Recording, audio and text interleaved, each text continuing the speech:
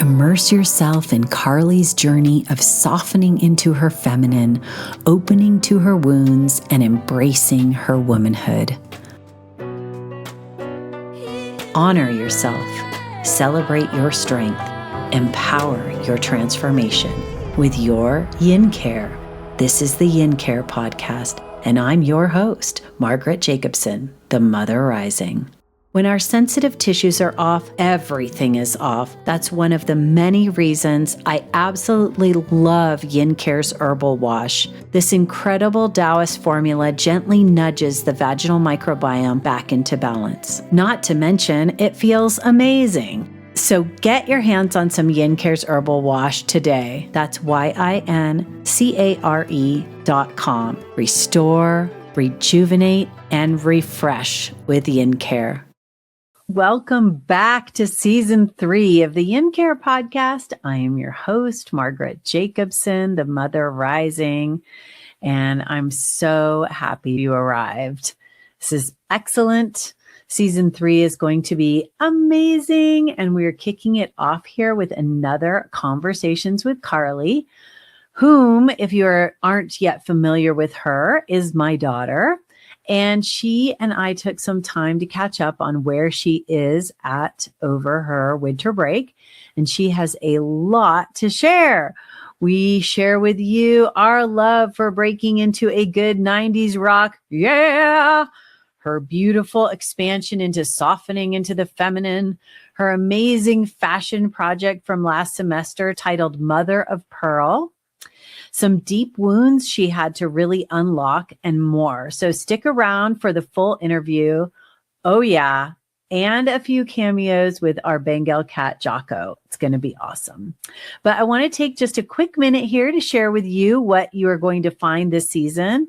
This season, I will, of course, have some stellar interviews with more inspirational women and men. Excellent lineup, if I do say so myself. And in addition, I'm going to be really diving in with some solo podcasts to walk you through the path to your own sovereign standing through a curated path of self-governance. The art of self-governance really is a system that walks you through how to step into radical self-responsibility, which is, in my opinion, really your true yin-care as women. And I'm going to show you how self-governance is the foundation through which you move in order to continue your health creation journey. And why listen to me? I will go into this more in the first solo podcast episode coming up. But in short, I have lived this. I have fully embodied this life. I've had no health insurance to use as a fallback.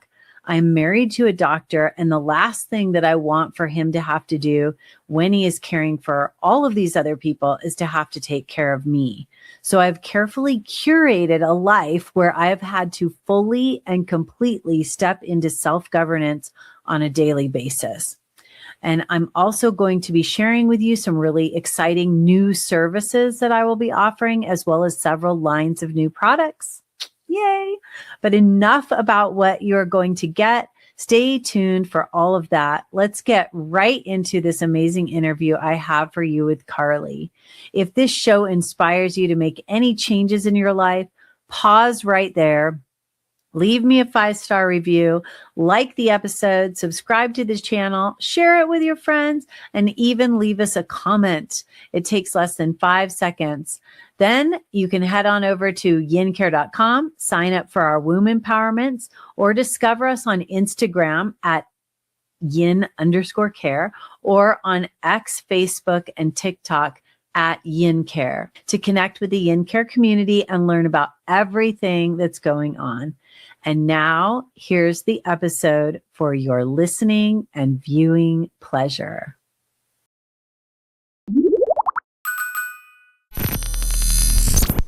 Whatever.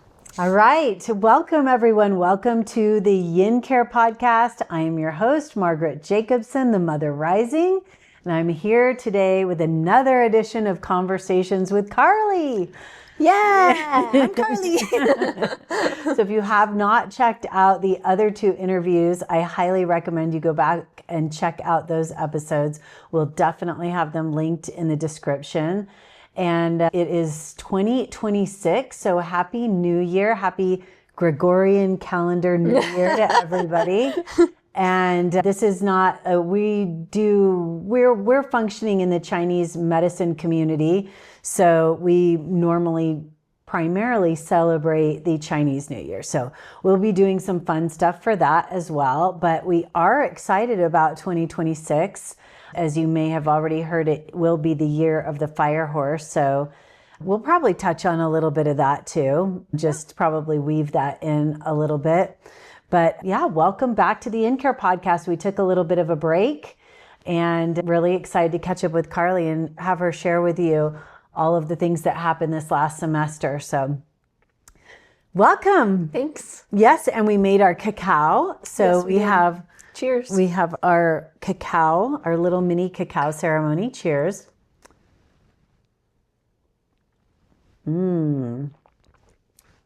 Tasty. Yeah. Yeah. We've been on a 90s music kick this holiday season. Just wandering around the house. It's always cool to just drop a little Yeah, whenever you're doing anything. You should try it. Yeah, in the vein Repeat of, after me. Yeah. come on, just, get into it right now, right here, right now. It's going to make you feel good. Don't care about what anybody else around you thinks. No. Just, Yeah. get on in there. If you think Creed, you will know that this is what we're talking about. So anyway, we've been killing ourselves around the house. It's a good one. Yeah, for sure. So, okay, let's talk about this last semester. Okay. It was pretty awesome Yeah. and ended with quite a bang, Yeah. getting We always horribly do. sick. But yeah, you had lots of shifts and changes because you were sharing with us about how you had been. So, and by the way, we'll try and block out the sound of Jocko, our cat, who has made appearances before on our interviews, and we had her all set up here. In fact, we have some bloopers of her stealing my chair If you and stay till the end, you giving can herself see. a bath. You'll be getting some bloopers of her licking herself. It was pretty In one funny. of the chairs. But we may hear her because she's playing in an interesting box contraption that Carly created for her. So we'll see. We'll see how much sound this makes in the background.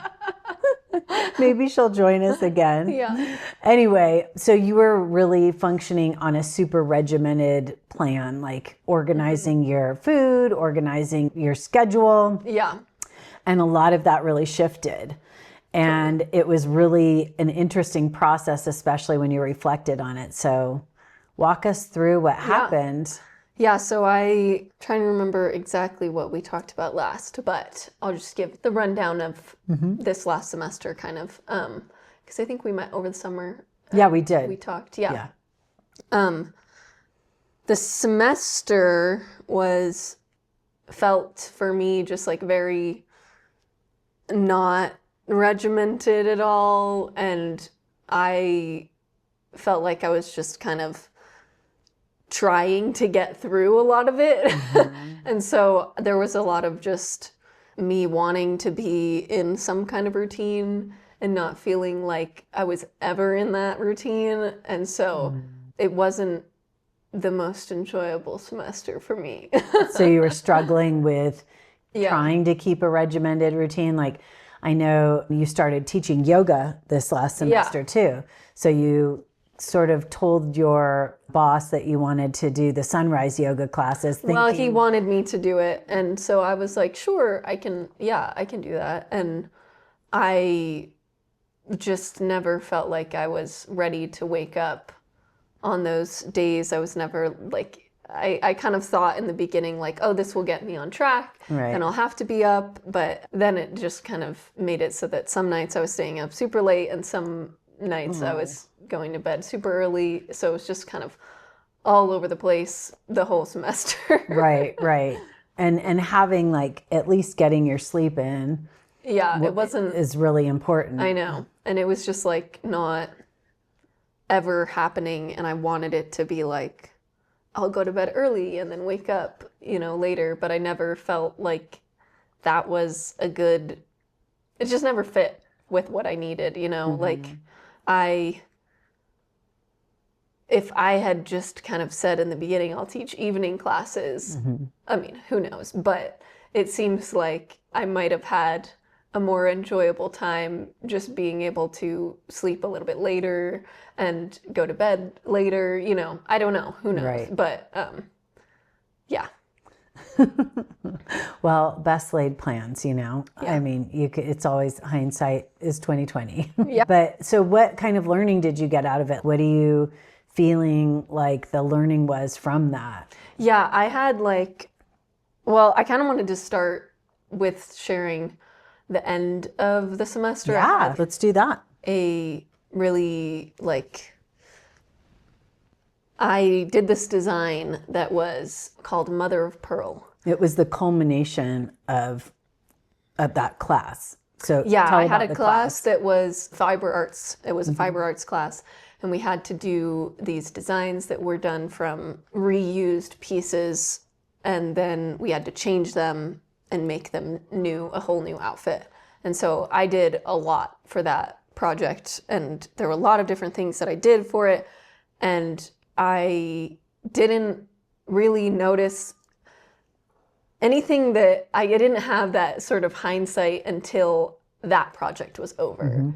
And then I just started to see some of the things that were going on as far as, I was able to do this whole big piece that I was super proud of, even not having the schedule that I really wanted to have, and was really tied to having. And I think it was probably not last time, but the first time that we talked, I just talked a lot about having my routines and meal prepping and all of these things that were working really well for me. And so not having that anymore, I just felt like I'm not good enough. I'm not doing enough, and when it just wasn't what I was supposed to be doing, you know? And so I basically, through making this outfit, was able to reflect on, I was able to do this really cool outfit. And the cool thing about it, which I talked to you a little bit about before, was the outfit itself, Mother of Pearl, it was based sort of off of the red tent. We can show clips of that in this video or attached to the link in the description, etc., because it is amazing. It's phenomenal. And you would call that an upcycled outfit, right? Or no? Is there a reason why it's not upcycled? Yes, you could call it that. I felt like it was, technically it was upcycled. It was made from things that I found at the thrift store, but there were parts of it that I felt like, I just patterned myself and made myself. So exactly. I was basically, for parts of it, I used it as fabric just for a project. And then other parts of it, I just changed a few things, so it wasn't totally different. Why don't you tell about what the project was, because it's pretty phenomenal. I think people will really it was super Yin-care. Yeah, exactly. And it taught me Yin-care in the process. I had my whole she's meowing in the back.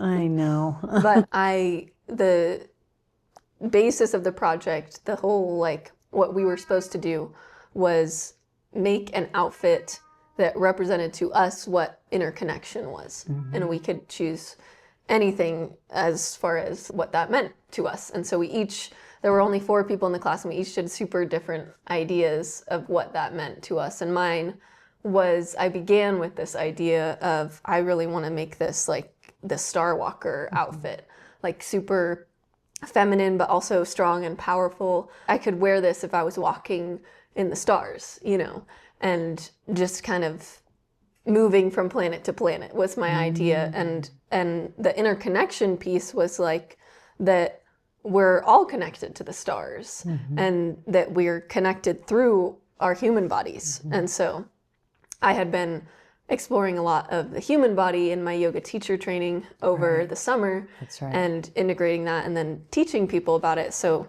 it was something that I really wanted to incorporate. And then another thing was fiber arts is all about just changing the fibers or changing something about the textile or basically anything related to clothes that's just for fun that you don't have to do. It's not construction based at all. It's all the other stuff. And so we learned how to quilt. Would you say it's like accessorizing it or no? Maybe. I mean, in some instances, yes. There are like, you could just add an applique and that might be an accessory, right? Or you could do different dyes. And yeah, that it could be an accessory, but it also could be just a part of the piece. Right. So I am super interested in natural dyes, and I've done some work with natural dyes on my own, but finally I was in a class where the dyeing part was actually part of the teaching and the class. So I chose to do natural dyes with it, and I wanted it to be this terracotta color because I was like, that to me symbolizes like this earth color and the earth element. And then I wanted to add different like blue and purple cosmic colors just in parts of it as crystals and make that the connection to the stars. And those would be scattered along the human part. But when I went to do my dyes, with natural dyes, you really never know how they're going to turn out. Right. Like you can choose certain things and just see what happens. Right. And so I ended up with a much more red color, and it's this super bright brick red, and maybe even more like a lipstick red than that. But the color to me reminded me of a menstrual cycle and bleeding. And so I was like, it totally changed my idea from there. I mean, in some ways, but in other ways it stayed completely the same. It just brought more importance to me. Exactly. And so I decided that my interconnection piece, I wanted to be specifically based around women and daughters and mothers and sisters and our connection together. And not only that, but our connection to the moon and the stars. And so I was able to get that sort of Star Walker feeling. Let's see if she stays here. I got the Star Walker feeling with the connection to our monthly bleed. And so to me, it made even more sense. Of course, our connection to the stars lies in our connection to the moon. Right. And so, and the tide. And that was another important piece that if you take a look at the project, I did a lot of shells in it that connected it to the ocean and the tide. And that was the change and the process. But it was very full circle because I ended up doing all of these different, the whole back is beaded, and it's a very feminine piece like I had started with, but it wasn't the exact idea that I had begun with. It just sort of was like, oh, in order for you to do what you want to do in the expression of it, you need to change the concept a little bit. Exactly. Because I wanted it to look super feminine from the beginning. Right. But it made more sense to just base it around the feminine and the yin side of it. And finally, like, you know, the whole forcing of the semester was very telling of learning, you know, that I was just not wanting to feel so masculine anymore in my ways of forcing and trying to control my schedule. And by having this off schedule, which is what it felt like because it was just so conflicted by how it felt, I was able to create this piece. Would you say that it was like a process of surrendering in some way? Oh, totally. Yeah. Well, I think I felt like it was completely like that. And it took me the whole semester to figure that out. Of course. But I also, one thing that I told you about the outfit that I think is like important to share was also that I feel like my whole time doing fashion, Oh my goodness. I've been trying to connect masculine and feminine in different ways. And because I sometimes feel conflicted, I have felt conflicted in where I really like these very powerful silhouettes and these runway looks that are tall models, and they have these like crazy big silhouettes. And I've always thought it's so cool. And I would love to be at a fashion show and watch them walk down and they're towering over you. And it's kind of scary, you know. I think that's really cool, but I also would never make pieces like that because it doesn't totally resonate with me. There are just parts of it that I like to pull from.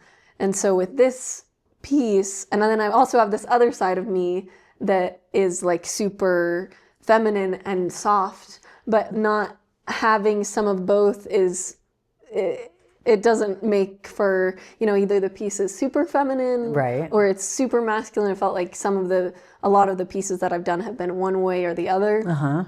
And so with this one, I feel like it finally was like both of those in one outfit.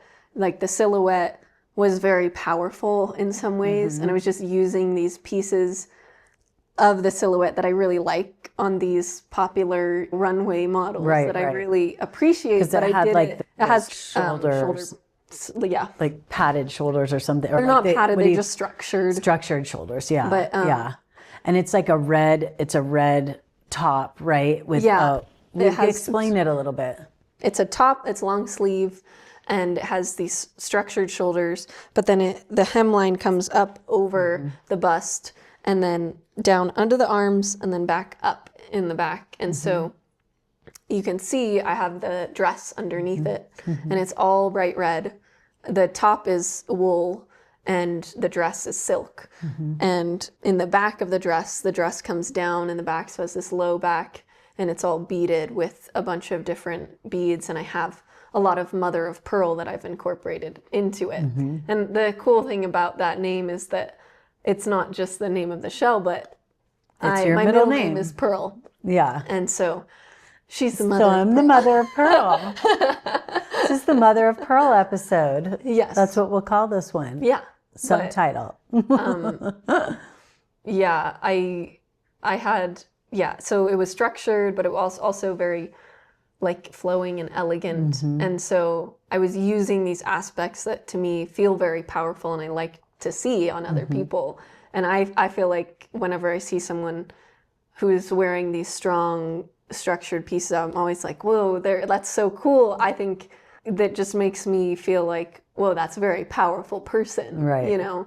And I think that's something that I appreciate in a lot of people, especially when you're wearing something that people normally wouldn't wear, because it's like you're very confident in that. But also that I can take those parts of the outfits and give them to women and to people who don't feel so powerful, you know?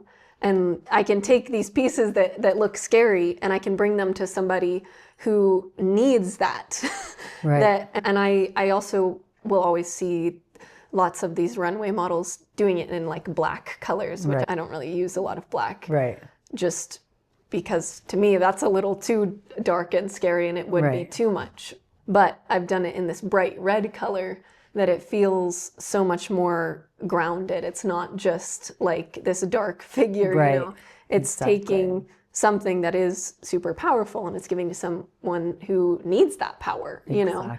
And so to me, that's super yin-care. Let's care for the woman by giving her these masculine aspects, you know, to support the feminine, her nourishing vessel, you know, basically her softness and her receptivity and all of that, like to have some structure around that. That's so awesome. That was the process of the piece, but it was also super reflective of what I was working through.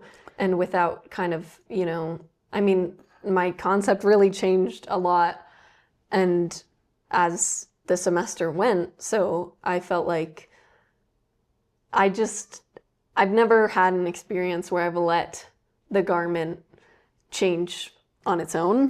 You know, I usually, and this was partially because we had a different professor teaching us, and that was one thing she wanted to teach was let the garment change. Don't be stuck. Past professors have said you need to have a plan and they'll mark you down if you don't stick to your plan. Right. And she was totally the opposite. Wow, that's cool. So yeah, it was really great to have that sort of freedom to just, and also be sort of rewarded for that process of letting it change on its own. And that was cool. It taught me a lot. That's really cool. I think, first of all, just to give voice to the fact that all of these ideas of a schedule and a calendar and a timeline and everything, it is very masculine. And, Right. and so for everybody, it's always a very interesting process how we arrive into our feminine flow of how we work with things. And oftentimes women will say that their menstrual cycle takes them into that. They'll, like, for example, Veronica Rickson, whom you've worked with. And by the way, shout out to Veronica and her awesome FAM class, the Fertility Awareness Method, which Carly has worked with her in. And we sell her menstrual calendar journal. So check that out. Oftentimes women will use their menstrual cycle to go, okay, kind of work with the days of the month that are more active versus the ones where they're going to need more rest, and kind of organizing their schedule around that. But there's so much this kind of working with our cycles, and then really understanding our need for sleep and our sleep schedules. That's so important. And I just want to encourage everybody that possibly if you have one non-negotiable for the year, just putting it out there that it might be sleep. Sleep is going to be non-negotiable for 2026 because, and this is a good little mini segue into the year, the fire horse is going to be really awesome and exciting, but a lot of possible shifting and changing very quickly. And if you are not getting your sleep and if you're not grounded, it could be really intense and throw you off. So it's a great time to ground into just committing yourself to getting the sleep that you need. I love moving through the day, honoring all of who I am as a woman. That can be a challenge when imbalances such as damp heat, or toxic heat rear their ugly head vaginally, and issues such as yeast infections, bacterial vaginosis, and even HPV creep in. When our sensitive tissues are off, everything is off. All the tools I may have in my repertoire to ground and center go out the window, and I feel myself coming slightly unglued, to say the least. Everything is so incredibly uncomfortable. But I was tired of finding product after product that completely obliterated all of a woman's microbiome, and honestly was worried for all the other strange but natural culinary items I was testing out inside my vaginal cavity. It seemed wrong to kill all the bacteria off and then work to build a healthy vaginal microbiome back up again. That's one of the many reasons I absolutely love Yin-care's herbal wash. Research at the universities in China showed at the Petri dish level that at a 10 to 12% dilution, Yin-care's herbal wash would lyse all yeast cells and other bacteria while still allowing lactobacilli to continue to proliferate. This incredible Taoist formula gently nudges the vaginal microbiome back into balance. Not to mention, it feels amazing. Its cooling properties not only cool the very upset sensitive tissues, but cools my head and allows me to come back into my body and ground into my life and purpose once again. If you've never used our wash and you plan to use it vaginally, be sure you purchase the combo pack that includes both the 180 ml bottle of Yin-care's herbal wash and the 100 ml vaginal applicator. We now sell the bottle in two sizes, 100 ml and 180 ml bottles. So head on over to yincare.com. That's yincare.com. And by the way, Yin-care's herbal wash feels excellent after some rather hot and heavy lovemaking, or even at a less sexier time, but incredibly important, postpartum. Yin-care's herbal wash is excellent for postpartum care to cool things off, while also offering antimicrobial and antibacterial properties. So get your hands on some Yin-care's herbal wash today. Restore, rejuvenate, and refresh with Yin-care.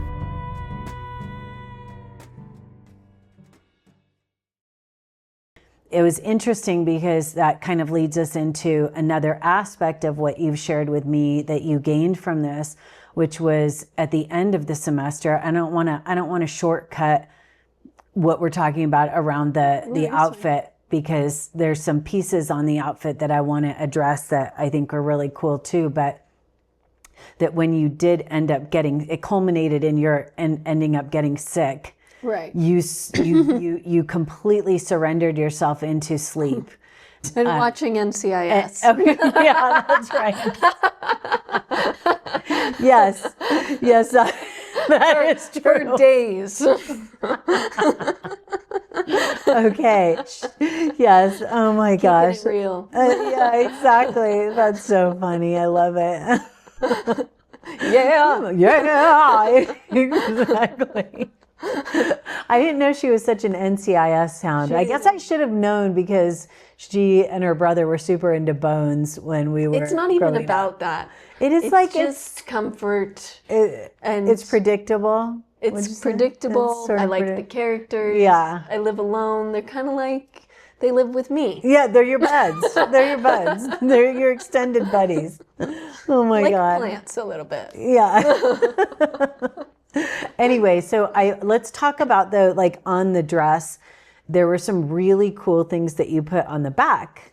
Yeah. So can you tell everybody about what you did there? I had, let's see, the back, I had 3 big mother of pearl buttons that were, so I did a bunch of macrame on the back, and I also dyed the yarn that I used for the macrame, which was cotton yarn, and everything was dyed with madder root.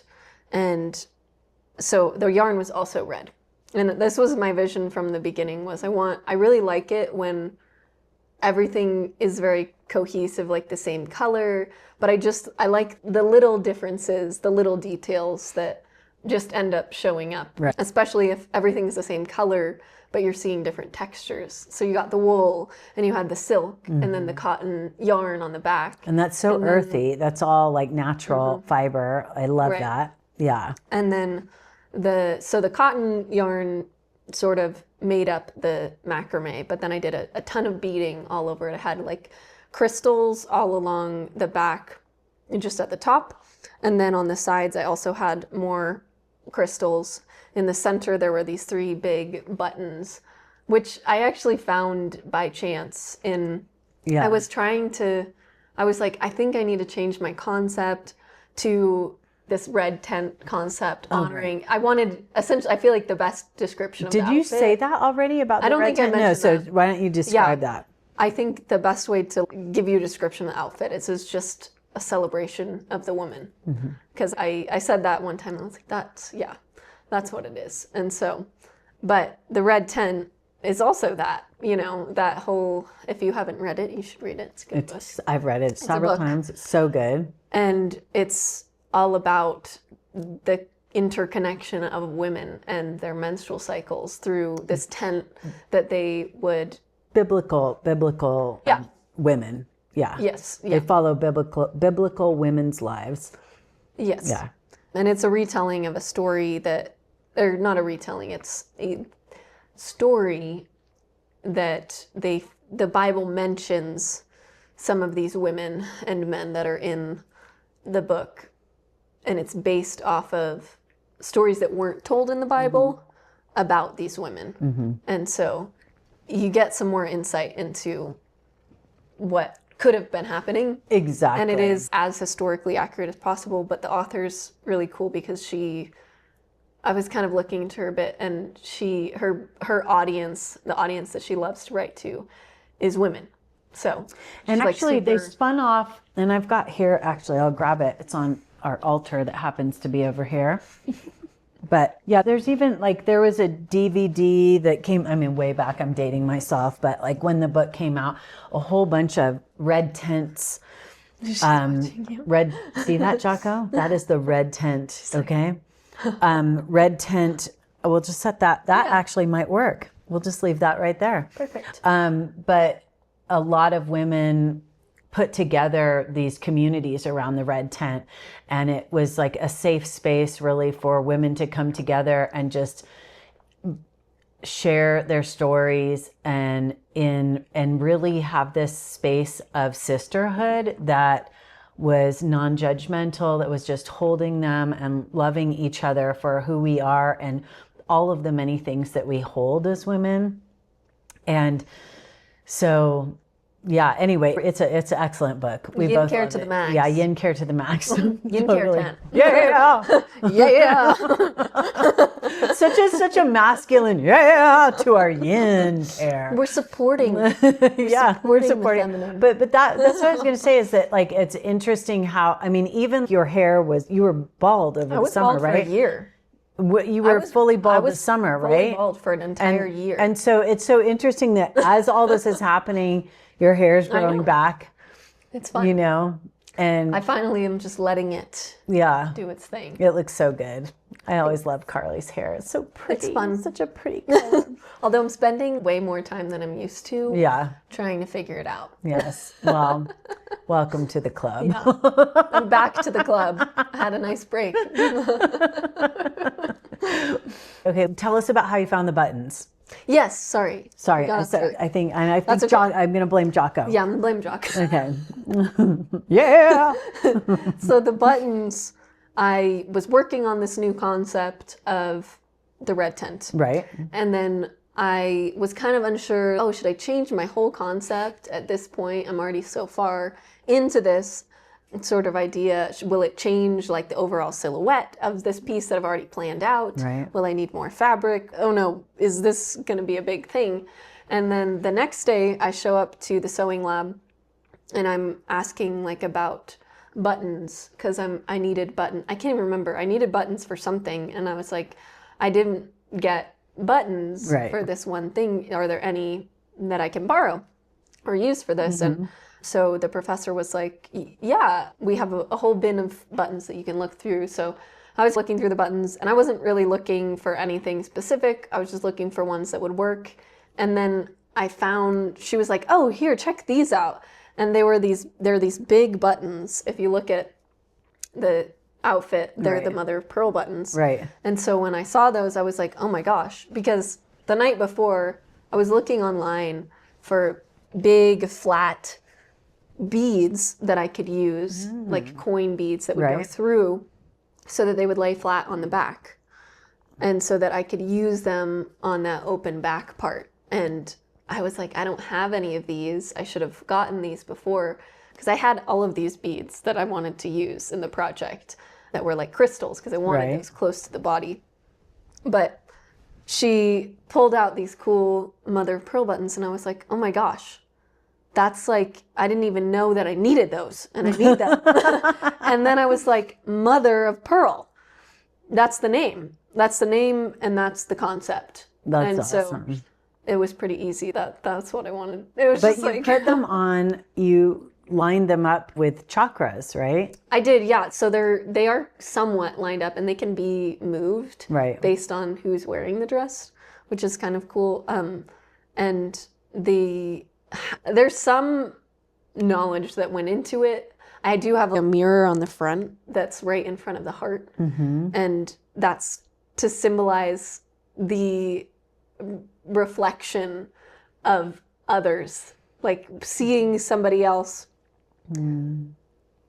do something, it teaches us about ourselves and our own hearts and our love. And when somebody else loves in a certain way, we learn about our own love. And so that was something that I did when I put it on. I was like, okay, I just need to it was sort of at the end. It was last minute and I need to just get this on. So I was sewing it on.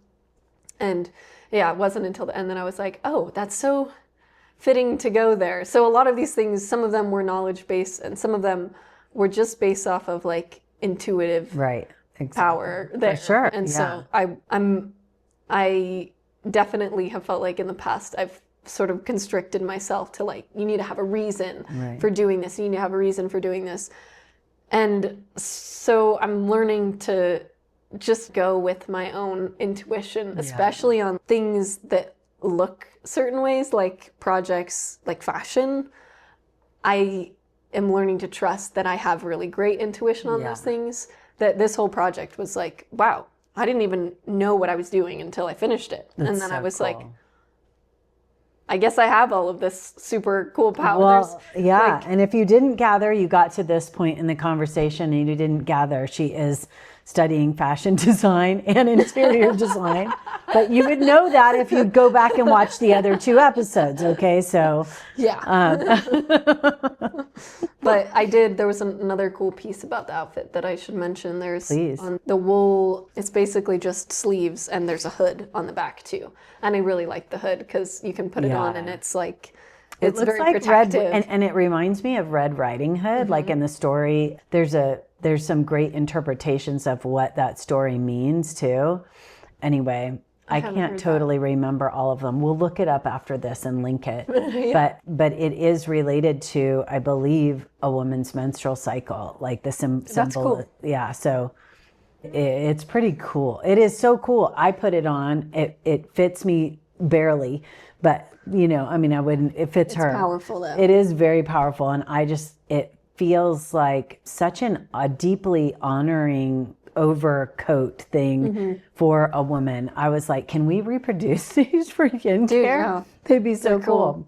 And it has, on that part, it has a piece right in front of the thymus, which this one was well thought out in advance, that I wanted something right over the higher heart chakra that just as like a physical reminder. That's why I love clothes and fashion, is that they're a physical reminder, which is, as humans, so much more effective than just like reminders that are said to you by somebody passing by. When you were wearing something that physically forces you, you have to remember it. It makes it more conscious. But anyway, so this piece that's above the higher heart, there are 2. There's one of the big mother pearl buttons, and then on the other side, there's a felted on crescent moon, and it's in the natural white, and so they kind of complement each other, and there's a toggle that goes around the button, and so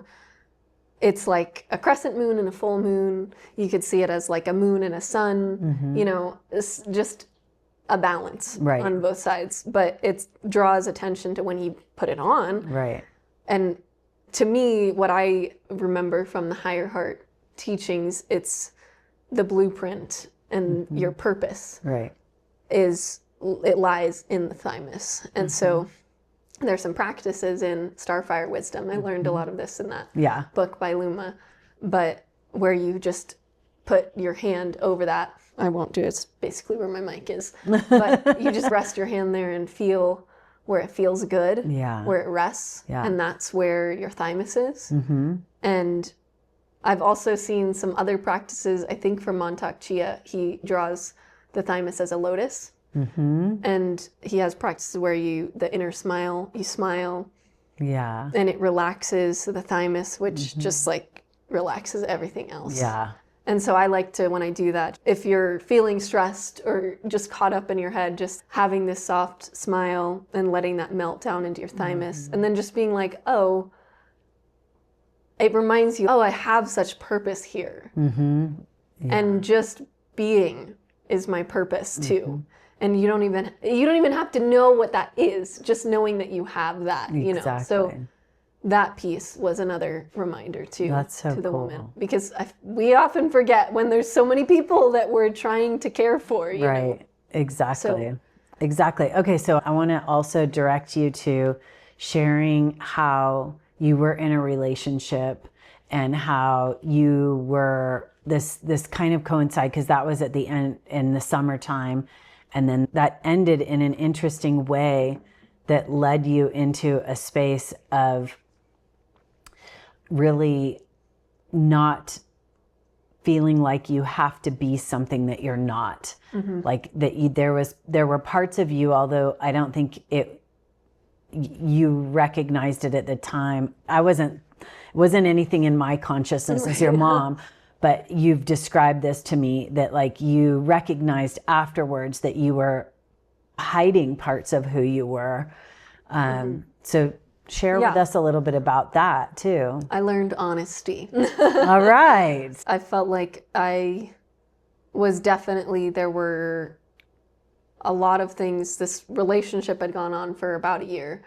And it wasn't like a super committed relationship that we had, but it was important. And you were definitely not seeing anyone else, but you weren't deciding together that you were in a committed relationship. Right. There were elements of it seeming committed, but it wasn't totally. Yeah. Totally. Okay. And I think like one of the biggest reason why I wasn't committed were differences that I was not okay with.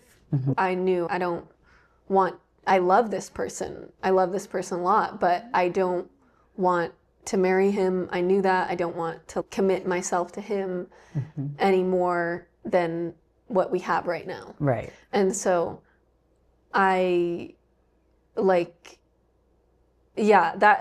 sort of the basis of that.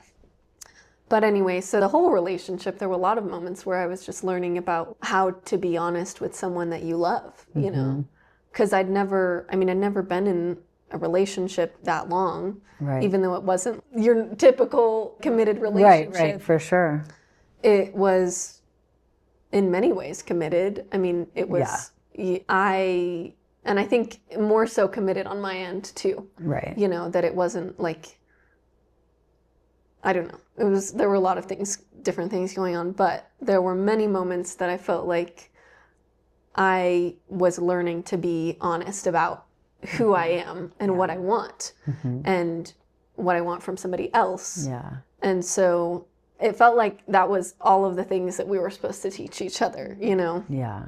And then the reason why it ended was because I hadn't been honest about my own beliefs and who I am and what I believe. And the heart of it was that I believe in good and I believe in the infinite possibilities. And I don't feel like, I mean, there were more specifics than that, but I felt like the biggest piece that we disconnected on was that I don't assume that people are bad, and I believe that people are good, and that there were a lot of differences specifically in like political views too, that I had never shared because I had experiences in the past where I had been totally shut out by my friends and family, and there was a lot of pain there. And so when that sort of came up and bubbled to the surface, I was like, whoa, I really need to tell him the truth about who I am and what I believe. And before that, I just didn't think it was important because there wasn't a real relationship, and there wasn't like, there were so many things that were holding me back, like in my mind. And so I finally was able to do that. And I also felt like not only was I able to be honest, but I was also like finally able to make a mistake that I had never been honest with him about all of who I am.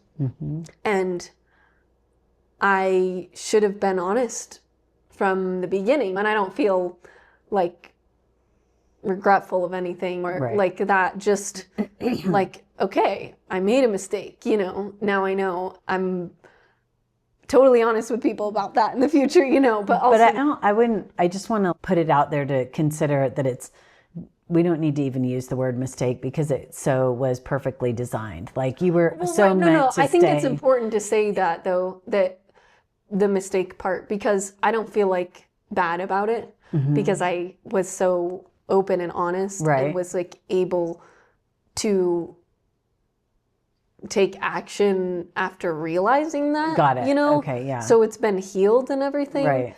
The reason why I'm saying that is because I feel like there was just a lot of time before that where I was never making mistakes. Oh, got it. And I felt like this ego of I'm honest and I don't lie to people, you know? And also I had, because of that. You were humbled by the experience. Yeah. And I also like felt like I had these high standards of other people too, where I was like, my friends need to be this, and this, which is important to have some boundaries, but my standards were just not very understanding of real life. Right. And how it goes. And people have traumas that they have to work through.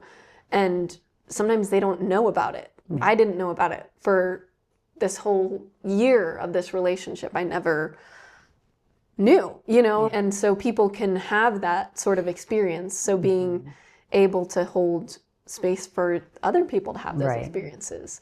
And so it redesigned my own outlook of like friendships too, and what I expect in other people.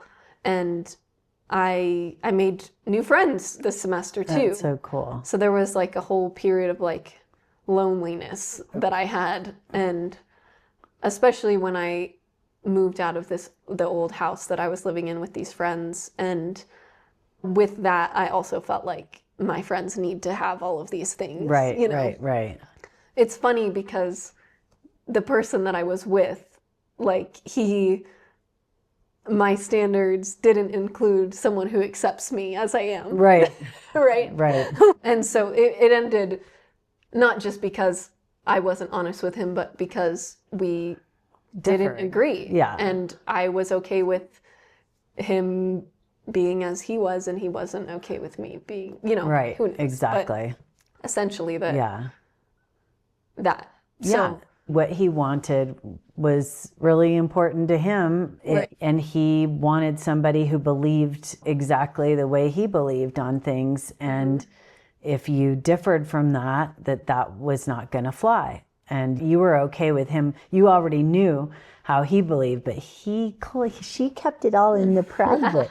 She didn't share everything with him because, again, of this sort of, fear, trauma that had happened.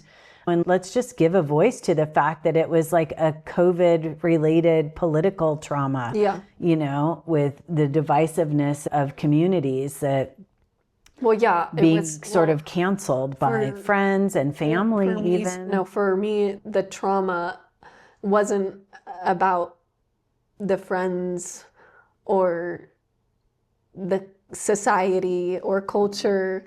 It was about my dad.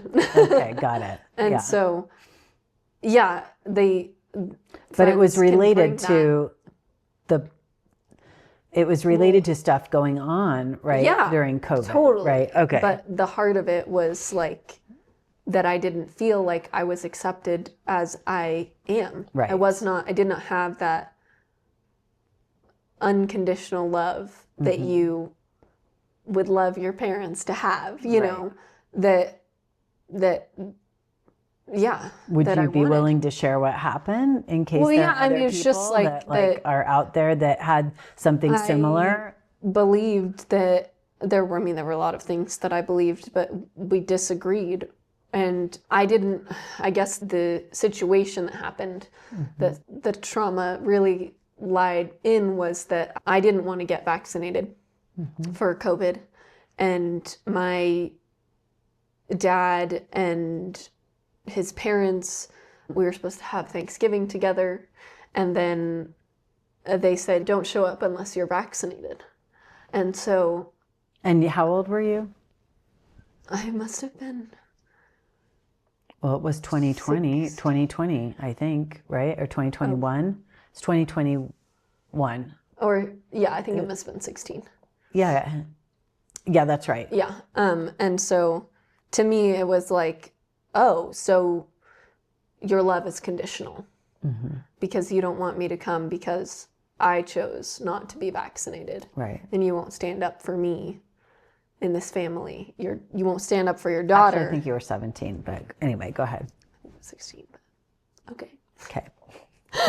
And yeah, so the biggest part of that was just like not feeling loved. Yeah. By my own dad, you know. And so I think at one point there was a suggestion that you could come if you were unvaccinated, but you could eat outside. Right, or get a test done. Or something. And it was upsetting. Yeah. It was upsetting. And and that was the end, really. I never saw my dad after that. Yeah. So, Yeah. and I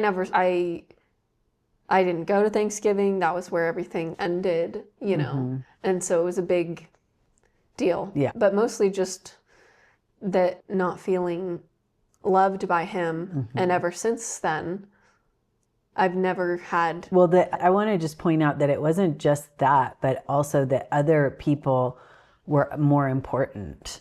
Well, right. So like his parents and but even other, not just that, but also that he had the opportunity to apologize for his mistake for all of these years. Right. And never did. Right. You know, so that was also part of it. Yeah. That like not wanting to address that trauma, because if I do, then I see that he didn't love me. And so in seeing that, I was like, oh, okay, that's what I was afraid of. Yeah. So this came out. That's what she's just to go back referencing with the boyfriend. Yeah. You know. Yeah. Exactly. So. Yeah. Yeah. But I felt like that whole situation was a sort of like I've gotten this message before from spirits of like, welcome to being human, Carly. Welcome to like when I've made mistakes before, it's this reminder of like, you're human. And it's something that I'm just proud that when I make these mistakes, it just feels very hard. Like, yeah, of course. That I, and not to say that doesn't feel hard for other people, but I've just gotten the message of just laugh it off, dude. Yeah, exactly. Like, fun, you know? Yeah. And so it really was like a welcome back to your humanity for me. And so with that, was able to just, I felt like I started to have different standards for my friends after that. That there was like a reason I wasn't finding any friends was because I just felt like they needed to be something that was impossible.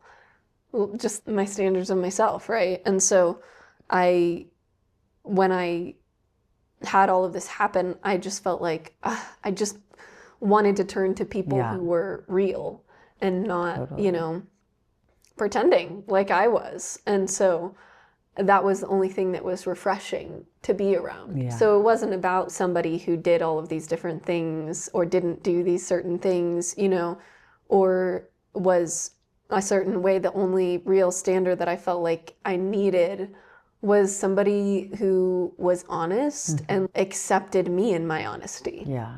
You know, all of who I am, you know, whatever that was. And so I was finally able to make some really good friends that I felt like taught me more about being real too. And so it was kind of a gradual process of just like, oh, like, I really like this person. I want to be friends with them.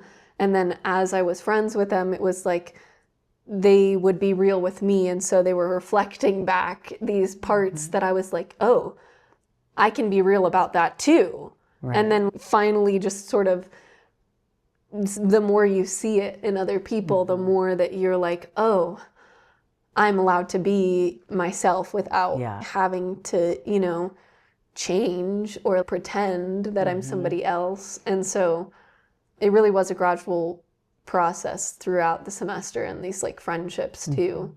And that was part of it, you know, but the end of it was this culmination of sickness. Oh, that's where right. Yeah.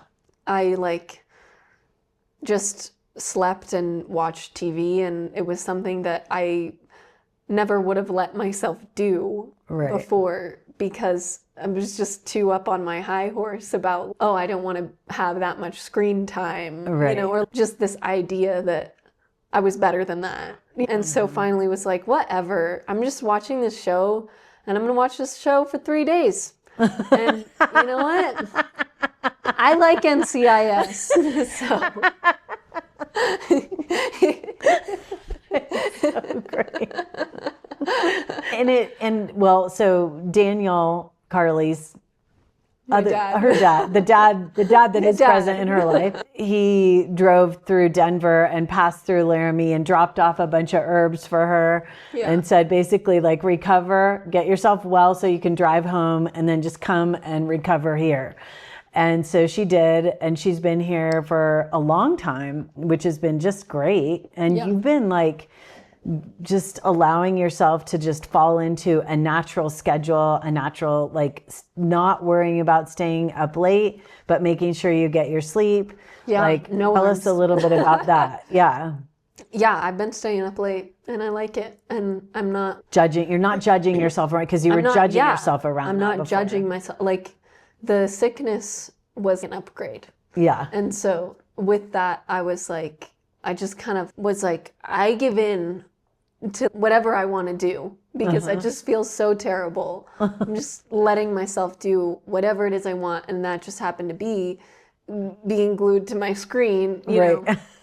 But it's just was silly for me to have this like idea of like, you know, you can only spend so much time on your phone, blah, blah, blah, because it wasn't about that. It was about like me in my head. Hyper controlling everything. Yeah, so, exactly.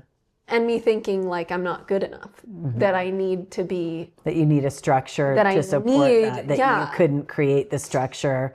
And yourself. That I can't be trusted to know when I don't want to be on my phone. Right. You know? Right. That's really what that is. Yeah. That was part of it too. Yeah. So you're developing a trusting relationship with yourself. Yeah.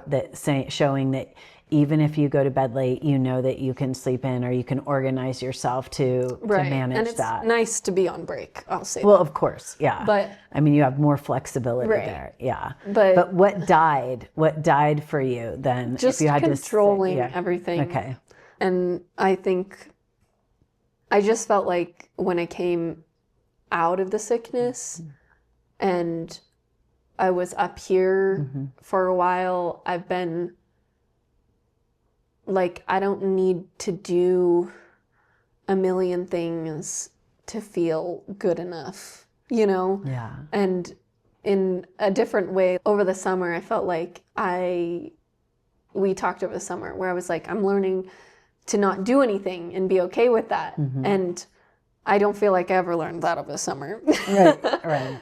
Because I just was so in my head about like, I need to do enough yoga and I needed blah, blah, blah, blah, blah, blah, blah, blah, all of these different things. And one of the things was like doing nothing. Even that I had controlled. You were practicing that though. How would you say you controlled? Because you were talking about, I was like, I do remember that in our last interview where you were saying that you would go to the river and not. Well, right. But I didn't feel like sometimes I wanted to do that. Sometimes I didn't. Like, it was good. It was really nice to be by the river. Right. But there were some parts that I was, like, just closing off of not allowed to watch shows. Not allowed to be on my phone. And not allowed to, you know, whatever it was. Just silly things that I was controlling and that I actually wanted to do because I was on break. You know, I hadn't had time. Right. To do all of those things. And so finally, like when I woke up out of the sickness, it was like, okay, what's one thing I want to do today? You know, and then it was like, there were just like little things that I wanted to do. And you got your new sewing machines. Yeah. You've been totally going and I also like crazy with those. Yeah, the biggest thing was like that I didn't make myself a list of things that I needed to do for the day. Because so often I've made lists that are like endless, that are, it's impossible to do everything. Instead of doing that, it's okay, tomorrow I'm going to do one thing. I'm going to get my sewing machine set up. Right. Or I'm going to go pick up the sewing machine. That was one thing that I did. And in doing that, it's like, oh, that's really fun. It's fun. I get to take my time and set up this new thing that I got that's going to be so much fun for me to use, you know. And I have this time to be able to just do one thing every day. And I never run out of things to do. No. You know, it's not like I'm bored because I just wake up and I'm like, oh, I want to research that today. And Carly's been working, she's going to be doing some social media stuff for us guys. So she's been working for Yin-care, doing some of that. Sometimes and we've been having some good times chatting about that stuff. Yeah, exactly. Yeah. And instead of like, I don't think I've put more than 3 things on my list. And if I do put more than 3 things, then the 4 and 5 have a question mark by them. That's and good. If they have a question mark by them, then that means that if I don't do them, it's no big deal. That's awesome. Okay, so we should wrap up, but I wanted to just ask if you would be willing to share, because there's some of that stuff.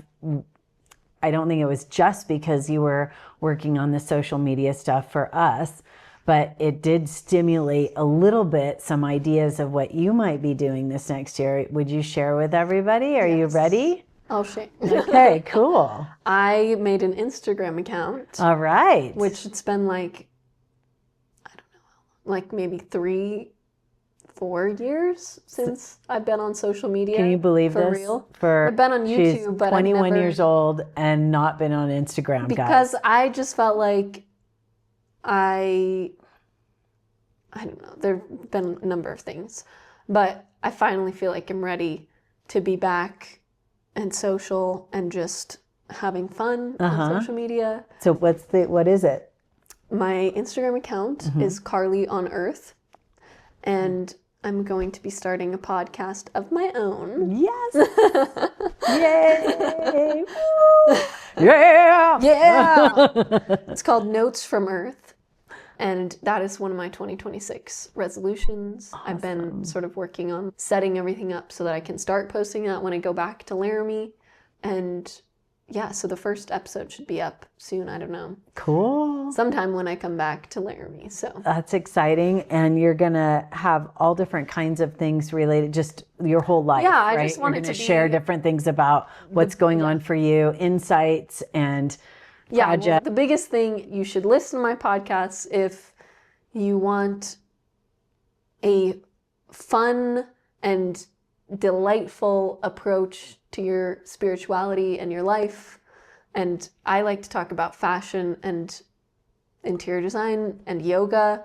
And so if any of those topics interest you and you're a spiritual person, then check it out. Check it out. But I also think anybody, even if you're not interested specifically in those things, if you're just looking for a more playful and lighthearted look on the world and not taking things so seriously, I love that. then that is the root of it. Cool. We'll do some little features on Yin-care for you. And I'm excited. I'm super excited to see how that comes out. It's going to be amazing. We're going to draw a starseed card. Carly got me these cards, but interestingly, I had this deck of cards, the Starseed Oracle. They match me. Deck. And they're really fun. I really like them. And so I re-gifted her my deck because she gifted me one from herself. So we know we both have them. So let's do it for 2026. Yeah. Okay. I think that's good. All right. What's our message? What should the collective people watching Yin-care podcast know? Let's say yeah, for the year of the fire horse. Let's say so we're approaching that. Okay. Year of the fire horse. Yin-care. Yeah. Dun, dun, dun, dun. Yeah. Let's see. Okay, guys, I have to use. Sorry. Are you using? I'm gonna actually. Yeah, I like to use my pendulum. So, okay, let's go.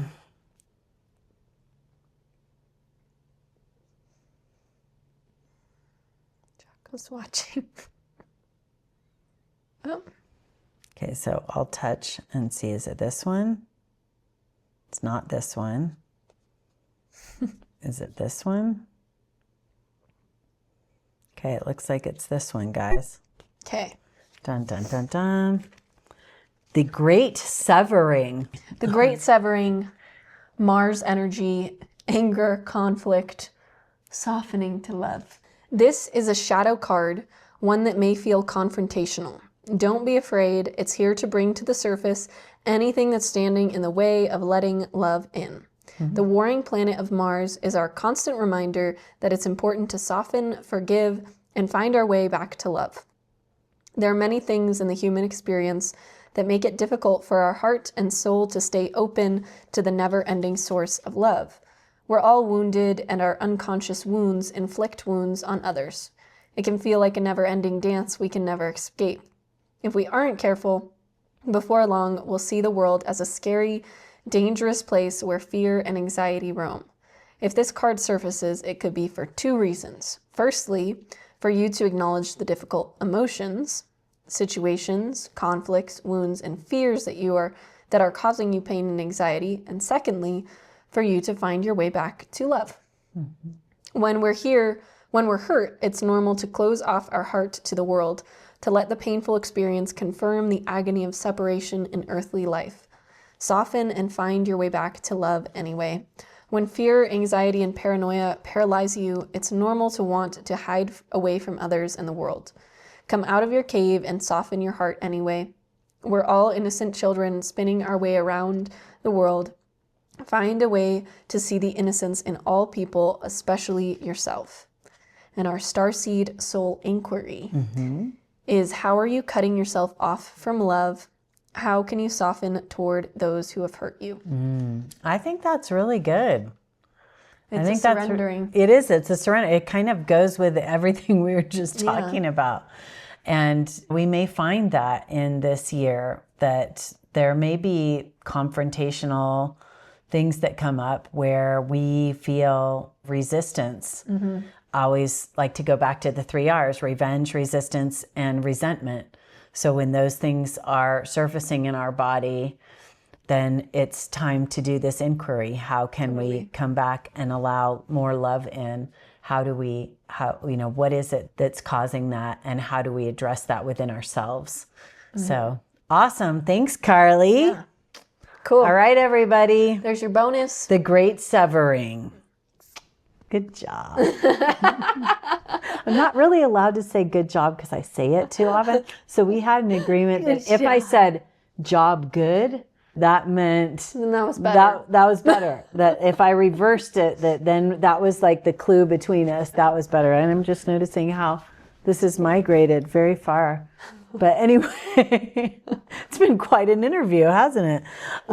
We're looking forward to seeing all of you here in 2026 in the year of the fire horse. So stay tuned for more on the Yin-care podcast with Jocko and Carly and myself, Margaret, the Mother Rising. And we will see you in the next episode. Bye. Thank you all so much for listening. Having Carly share her story was, as always, such an honor. I'm so grateful I get to be her mother. She's so inspirational to me. She's doing the hard work on herself every day, and I'm grateful to not only be part of it, but to get to share it with you. So her Instagram account is new, as she mentioned, but be sure to go over there and follow her at Carly on Earth, as well as follow her on Substack at the same handle. Amazing things to come. I'm telling you, 2026 is going to be awesome. I'm on a mission to help you remember and reignite your own intuition through your womb wisdom so that you are ready, willing, and able to step fully and completely into your sovereign health creation journey. Shows launch every 2 weeks wherever you get your podcast. Don't forget to head on over to yincare.com and click on signing up for our womb empowerments, as well as check out our womb wisdom store, upcoming courses and services that I offer. And of course, you can also find us on Instagram at yin_care and on X, Facebook, YouTube, and TikTok at Yin-care. I'm your host, Margaret Jacobson, and this has been the Yin-care podcast. Until next time, honor yourself, celebrate your strength, and empower your transformation with your Yin-care.